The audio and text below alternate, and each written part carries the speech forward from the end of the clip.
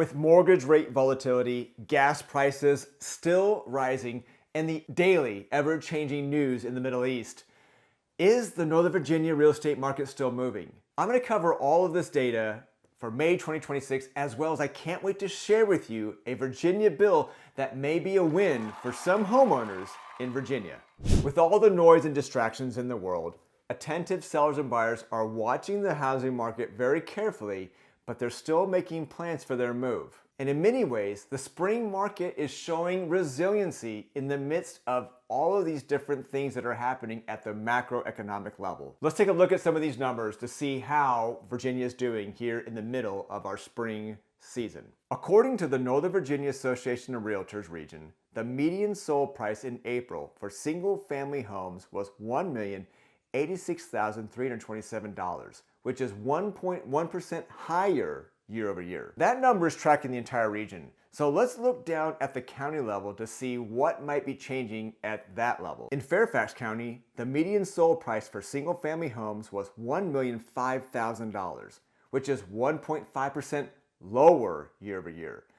In the city of Alexandria, the median sold price for single-family homes was $1,325,000, which is, check this out, 17.4% higher year over year. In Arlington County, the median sold price for single-family homes was $1,358,000, which is 4.5% higher year over year. All right, so those are the counties, but if you really want to figure out what's going on, let's look down at the zip code.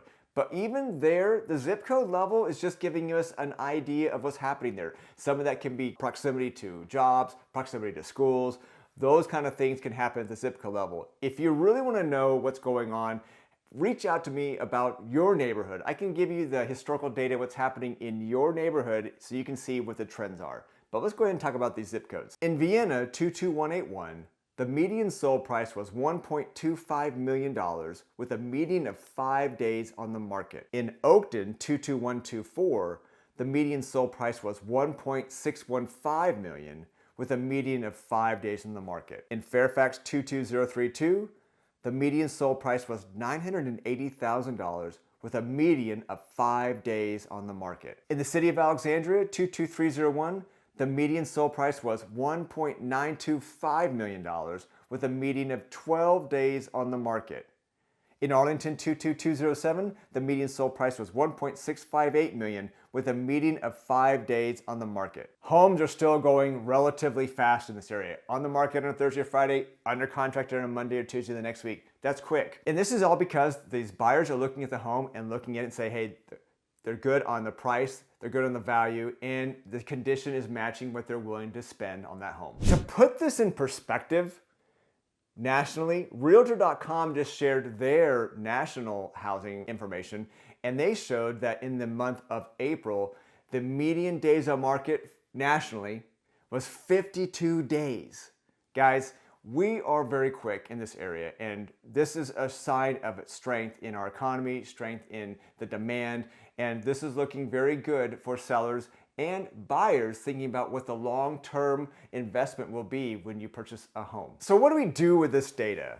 If you're a seller selling this year, you're going to be thinking about your strategy and your plan.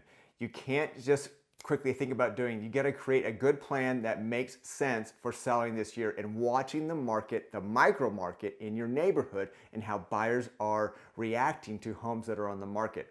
If you're a buyer, having a consultation with me and discussing your plan will give you clarity and some structure to understand what you're going to do, and discussing the dynamics of the area or maybe even the neighborhood that you're focusing on. That is going to help you as you are positioning yourself in the marketplace if you're hopping in. My job is to make sure that you are very attentive to what those micro market shifts are, and if it's getting aggressive or if it's leaning back. All that's something I can do for you as well. But I can't leave you hanging without sharing this huge, really important Virginia bill that just came out for homeowners. If you're a homeowner that wants to leverage using your backyard space and maybe not having to rake or mow, anything like that, but you want to use it as a rental income, maybe an au pair suite, or for a mother-in-law, this may be something for you to consider. Virginia Senate Bill 531 just came out, and it was telling everyone that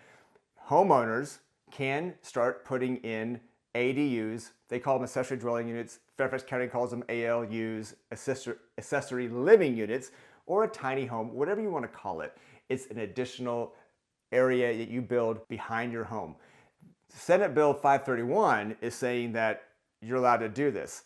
However, if you have pre-existing compliant ordinances in your jurisdiction, you'll have to follow those if those were already written in before this bill was actually created. So that's going to be interesting for Fairfax County.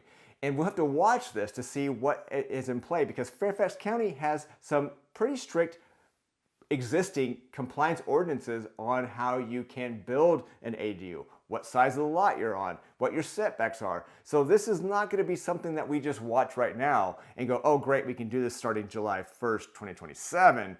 We have to watch this to see how each jurisdiction, and if you're living in Fairfax County, you need to be able to call Fairfax County and see how this could impact you if you wanted to do something like this on your lot. So it's not out of the woods yet. It's something that we're thinking about. There's going to be a lot of other planning and discussions going on this year with the zoning boards, and they will decide on how we're actually going to be able to implement this or not. Hey, do you like what you hear? You know what to do.